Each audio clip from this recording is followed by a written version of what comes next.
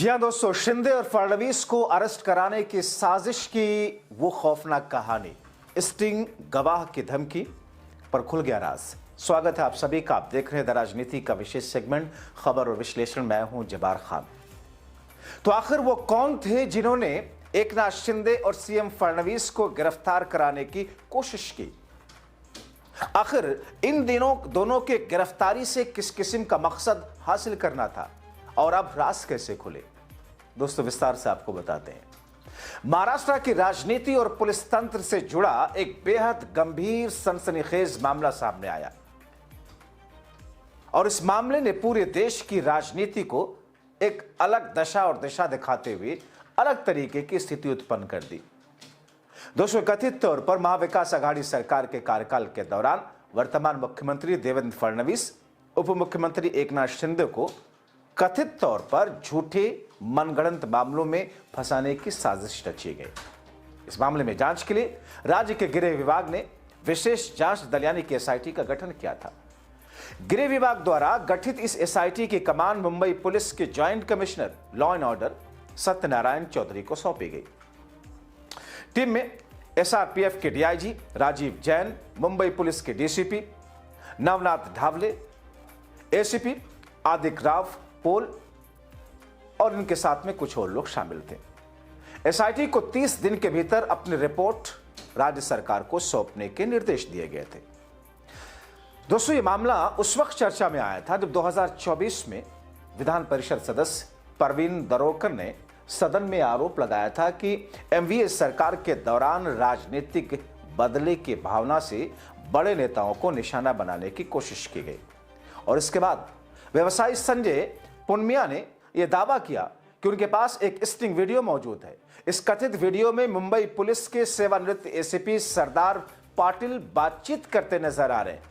Video में कहा जा रहा है कि तत्कालीन शीर्ष पुलिस अधिकारियों के दबाव में ऐसे केस दर्ज किए गए जिनका मकसद देवेंद्र फडणवीस और एकनाथ शिंदे को गिरफ्तार करवाना था।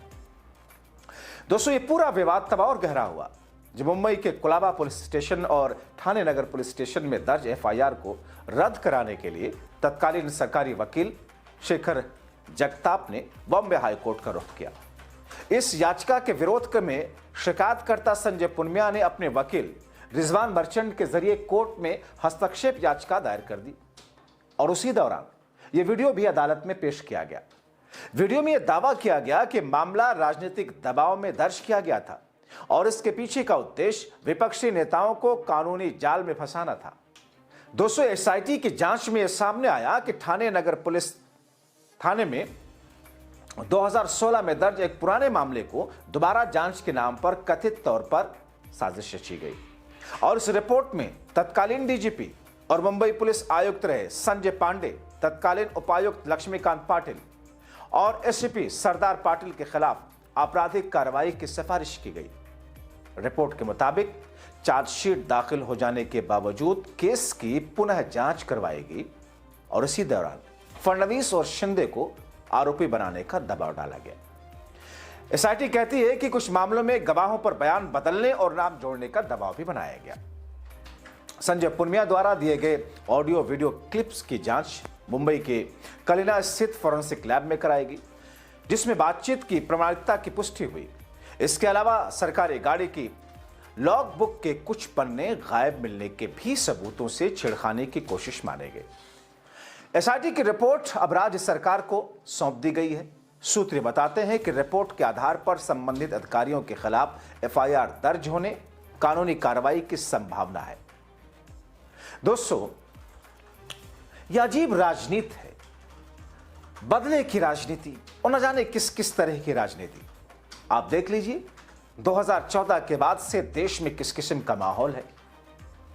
यानी कि अगर आप विरोधी पार्टी में हैं तो आपके खिलाफ में केस मजबूती से और आपको जेल जाना होगा, लेकिन जब आपके खिलाफ केस हुआ और आप अगर बीजेपी में वापस आ गए या बीजेपी ज्वाइन कर लिया तो आपके ऊपर से सारे केसेस मानो एक साइड कोने में डाल दिए जाते हैं या डस्टबिन के डब्बे में डाल दिए जाते हैं। दोस्तों, यह अजीब राजनीति है कि राजनीतिक महत्वाकांक्षाओं को पूरा करने के लिए पार्टियां कुछ भी कर लेती हैं। अभी मैंने जैसा कि 2 दिन पहले आपको बताया कि कैसे महाराष्ट्र में भारतीय जनता पार्टी ने कांग्रेस के निचले स्तर की इकाई को बहला फुसला करके अपने साथ मिला लिया।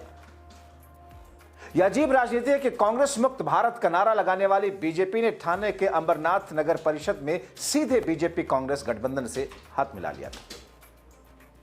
बीजेपी ने शिवसेना के शिंदे गुट को सत्ता से दूर रखने के लिए कांग्रेस के साथ सत्ता का रास्ता चुना। यानी कि दोस्तों, जिस सहयोगी पार्टी के सहारे आप महाराष्ट्र की राजनीति में मुख्यमंत्री की कुर्सी लिए हुए हैं, सरकार में हैं, उसी सहयोगी को एक दूसरी जगह पर साइडलाइन करने के लिए आप जिसको खत्म करने का प्रण लिए हुए हैं, उससे हाथ मिला लेते हैं। अमरनाथ में बीजेपी कांग्रेस गठबंधन से राजनीति गरमाई हुई है। अमरनाथ नगर परिषद में हुए राजनीतिक घटनाक्रम ने राज्य की राजनीति में हलचल मचाई।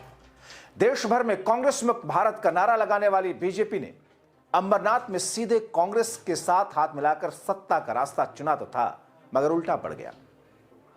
बीजेपी की तेजश्री कुरंजिले ने अमरनाथ नगर परिषद में महापौर का पद जीत लिया था। 32 पार्षदों के गठबंधन से बीजेपी के 14, कांग्रेस के 12, एनसीपी अजीत पवार के 4 शामिल रहे। बीजेपी को स्पष्ट बहुमत मिल जाएगा। इस गठबंधन को अमरनाथ विकास अघाड़ी नाम दिया गया था। मगर दोस्तों, जैसे ही खबर राहुल को लगी, उन्होंने अपनी पार्टी की उस इकाई को ही भंग कर दिया जिस इकाई ने उस जगह पर निचले स्तर की उस इकाई ने भारतीय जनता पार्टी के साथ में गठबंधन किया था। जाहिर तौर पर यह एक ऐसी स्थिति है जिस स्थिति को लेकर के राजनीतिक पंडित, राजनीतिक जानकार अलग अलग तरह की बातें कर रहे हैं। हैरानगी तो इस बात पर भी आपको हुई होगी जब भारतीय जनता पार्टी ने अपने राजनीतिक महत्वाकांक्षा के लिए ओवैसी जैसी पार्टी के साथ गठबंधन कर लिया था। अब सोचिए, वो ओवैसी जो बीजेपी को, मोदी शाह को पानी पी पी कर कोसते हैं, जिस बीजेपी को ओवैसी मुस्लिम दुश्मन मानते हैं और उनके सारे भाषणों में सत्ता पक्ष, मुस्लिम, मोदी, शाह और भारतीय जनता पार्टी आरएसएस होता है, उसी एआईएम और बीजेपी ने महाराष्ट्र में एक इलाके में गठबंधन कर लिया था। ये राजनीतिक महत्वाकांक्षाएं हैं। अब जबकि जो फाइलें, जिन फाइलों के आधार पर देवेंद्र फडणवीस की सरकार महाराष्ट्र में उन अधिकारियों पर केस करने की बात कर रही है जिनके ऊपर यह बात कही जा रही है कि उन्होंने एक वक्त में देवेंद्र फडणवीस और एकनाथ शिंदे को फंसाने की कोशिश की थी। यह तो तब की बात थी जब आप सत्ता में नहीं थे, मगर अब तो आप सत्ता में हैं, साथ में हैं, गलबैया कर रहे हैं शिंदे के साथ, मगर शिंदे की पार्टी को साइडलाइन करने के लिए दूसरी जगह आप उनके साथ किस किस्म का व्यवहार कर रहे हैं। यही राजनीति है। और दरअसल इन्हीं राजनीतिक तानोबानों के जरिए आपने जिस किस्म की स्थितियां उत्पन्न की हैं, अब जिसकी जहां पर लाठी उसकी वहां पर भैंस। यानी कि अगर जिस राज्य में आपकी सरकार अब नहीं है, फिर आपको वहां पर अपने इन पापों का हिसाब देना होगा जहां आप सत्ता में हैं। तो ऐसी स्थिति में दोस्तों, महाराष्ट्र की इन 2 घटनाओं ने पूरे देश को झकझोर दिया। फिलहाल आप क्या कहेंगे? अपनी राय कमेंट बॉक्स में जरूर लिखें। अभी के लिए इतना ही। अंत तक वीडियो देखने के लिए शुक्रिया।